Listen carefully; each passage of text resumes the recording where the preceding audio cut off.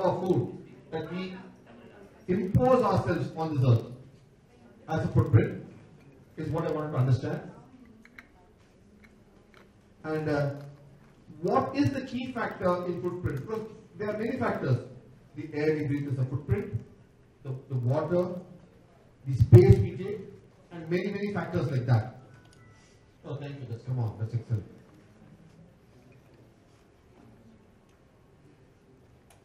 This is our research foundation. It's called Bharat Gyan. We have been doing research for 15 years on civilizational studies as well as on the knowledge of land and bridging worlds across civilizations.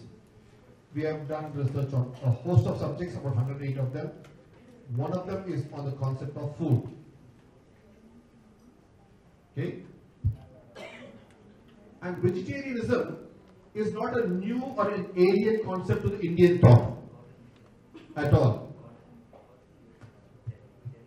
We know about the three varieties, herbivore, omnivore, carnivore, and obviously humans are by biology animals and herbivore.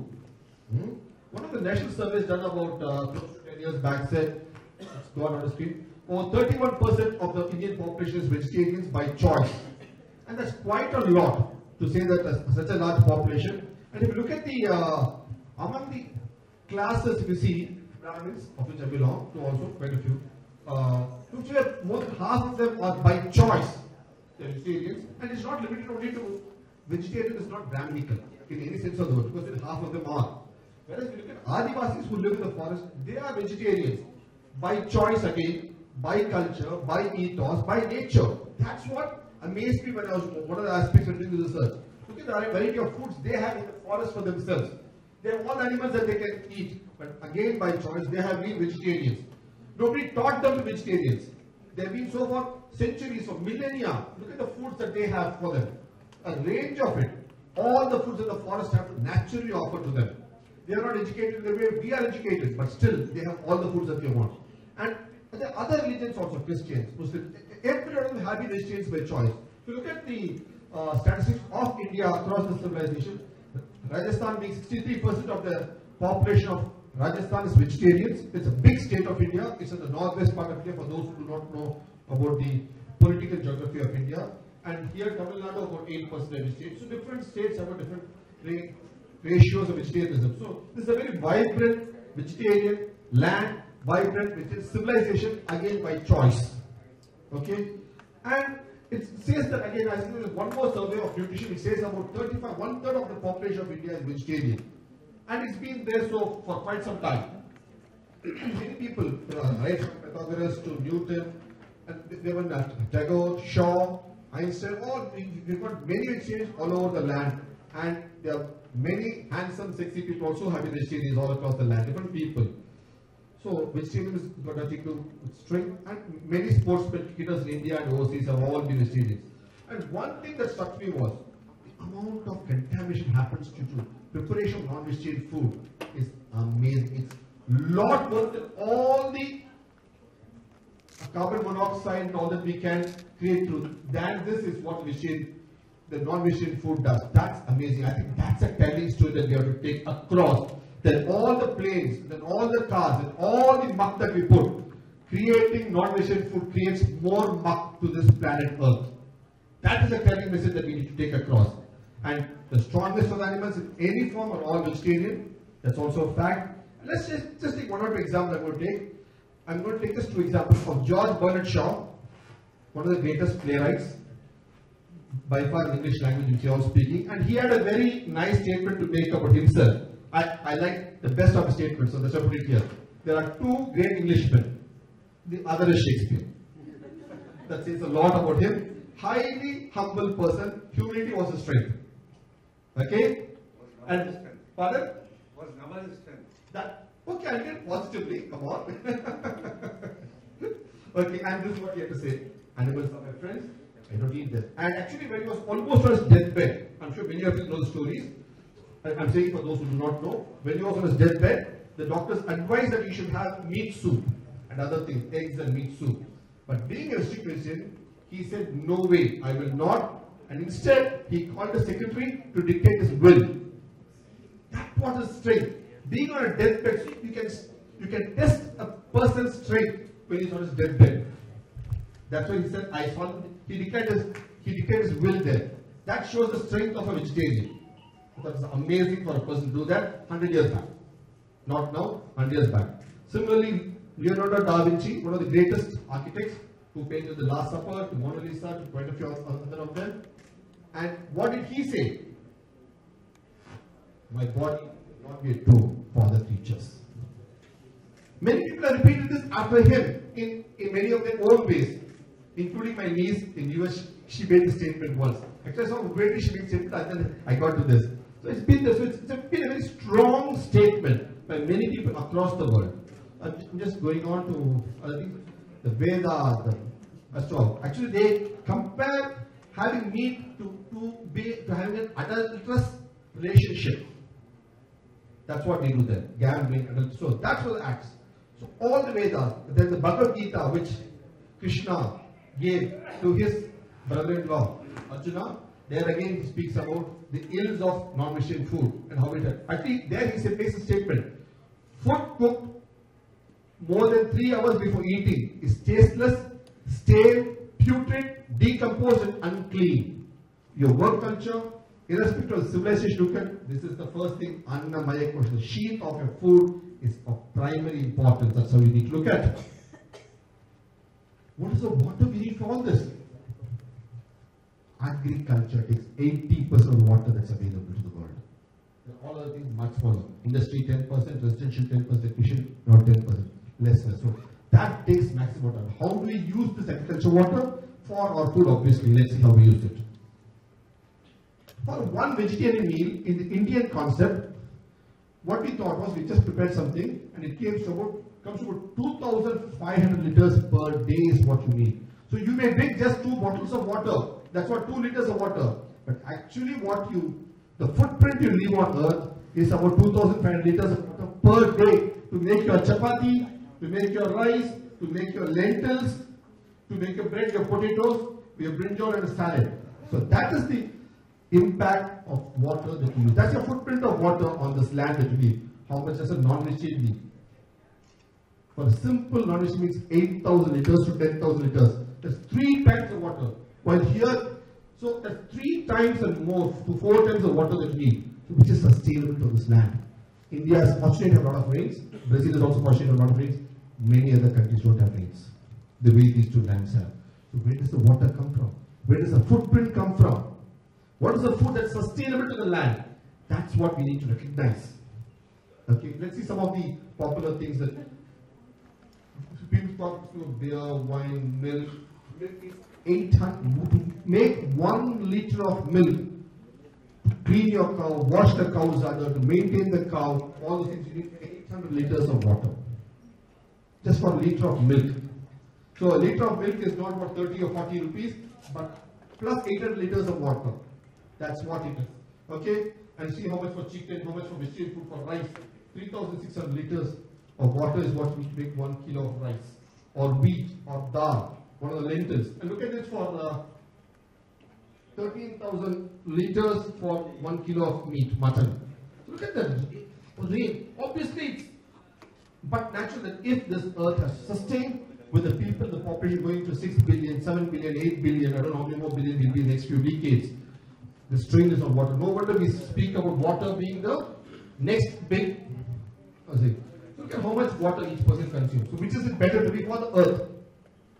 Is our choice that we have to make. That's the ecological footprint that we really leave. We need resources to waste. Now how much food do we waste now? Knowing how much water it takes to consume the food, how much food do we really waste? Do you know how much food we waste? In India at least, this is by the minute, this figures come by the ministry. That there are limited figures there, sir. 58,000 crore rupees of food we waste every year. So imagine how much of water we are wasting. The effort, the labor to prepare this food. Not only wasting food waste, piles and piles of food waste. That's why we have a slogan that take all you want, eat all you take. Simple. Then you won't waste food. and effort that goes paid, the water that goes paid, the footprint that you leave for every meal that you have. That's what we need to keep in mind. Okay? And I got a very interesting thing. Carnival is a place people waste a lot of food. Where does this word carnival come from? This is what another thing I thought of. Yeah, carnivals. We have carnivals. I'm sure Brazil is one of the biggest carnivals of the world. Is in Brazil, Goa, different parts of the world. Where does the word carnival come from? Pardon? Carnivore. Not yes, but not necessarily. Yes, agree. See, it is carnal, flesh. Yes, carnal desire, karma, carnal desire. But it is when you say carnival, it is to leave out, just to leave out, just to let go. That is, you leave out the flesh. So in the carnival is a place where you left the flesh, whereas it's taken a full 180 degree change from being to leave out the flesh to consuming flesh. Now it is us, this association's job, being a Rishi Association, to tell this and bring it back the next 180 degrees, that a carnival, when you celebrate life, you need to leave out meat. Because carnival meant to leave out meat. That's what it meant actually, the term meant. That's what we need to focus on. And I just thought of one more thing I'll tell you here. In Indian thought, especially in the traditional families, we have a saying that we say, before we have our food, a small prayer, before we break bread. It's called Annadata Sukhi Bhava. Does any of you know what Annadata Sukhi Bhava is? I'm sure a few of you know that. The person who gives us the food, may he be happy. May he be Annadata Sukhi Bhava. Who is Annadata? The farmer. One person says farmer. What about your mother or wife who cooks the food? It's a big list. Who is part of the list? The person who serves the food, the person who cooks the food, to the trader who puts the vegetables on your shelf for you to pick up, to the people who transport it across from the village to the town, to the bullocks who slaughter, who really sweat it out, to the people who plant and reap, to the people who carry the bundles, to the people who seed your food, to clean it for you, to the cow and ox which give the dung, they did the job to the earthworm, to the microorganisms. So Annadata is who? Everybody is an Annadata in this chain. Who is not? And the security guard who looks after all this. The army, the military, the police who look after safeguard that your food reaches the table. He is an Annadata. So who is not, when you say Annadata Sukhi Bhava every day when you bake bread, who is not an Annadata? Who is not part of the food chain? Your food comes to you because of a long food chain starting from the microorganisms which you cannot see with your eye. They are those who really give the nutrients to the soil which make your food. So that is the thought that we need to realize. Annadata is a whole host of things. And another interesting thought. Before I finish, I just want to say one more quick thing. India has a variety of gods. Right? This is not nothing to do with vegetarianism. It's just a side thought I'm sharing with you. How many gods are there in India? Countless gods. And what is one thing that all of them have in common? Festivals, okay, they all have festivals where we eat a lot of food, waste a lot of food. Prasad, that's a food. Okay. One more thing, they all have a vehicle. They all have a vehicle, Vahana, right? Every one of them. And look at the Vahana chain. Garuda, he has a snake stuck to his leg. And snake eats a mouse. Okay, look at this. He has got a tiger, and he has got a snake. So every Vahana is literally, what is called a peacock. Every Vahana is part of a food chain link. But that's not the vegetarian kingdom, but it's a non-veg kingdom. But look at interesting. Thought has been brought out beautifully, not just as instantly. The Sanskrit word Vahana and English word, Latin English word vehicle are phonetically very similar. But you have a food chain concept there as well. Everywhere you have food chain, you have an owl to everything you have in this food chain. So going back, so let's recognize that in Indian thought, this Annadata Sukhi Bhava. So every time we have a meal, let's thank everybody in the chain who has helped us have this wonderful meal, and the footprint we live on the food that we consume. where we say Annamaya Kosha. This body is made up of food, Annam, that nourishes us. That nourishes us, not only us as a physical body, but our family, our society, and our civilization as a whole. Thank you so much for giving this opportunity. We have a whole lot of subjects we can talk on. Thank you.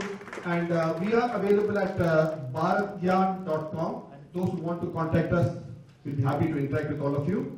In bharatgyan.com, there's a site, and we'll be happy to interact with you on Twitter, Facebook, and a whole host of subjects like that. Just tell you, contact those who want to note down our contacts. Welcome to. That's my wife and I doing this research here on the subject. 15 years. We have also 15 books on the subject. This is our website, this is email ID. You're welcome to contact us. We'll be happy to be in touch with you on Twitter, Facebook, and all of the aspects. Thank you so much once again for that. Thank you, Mr. Shah. Thank you so much for such a spiritually provoking and energetic speech, sir.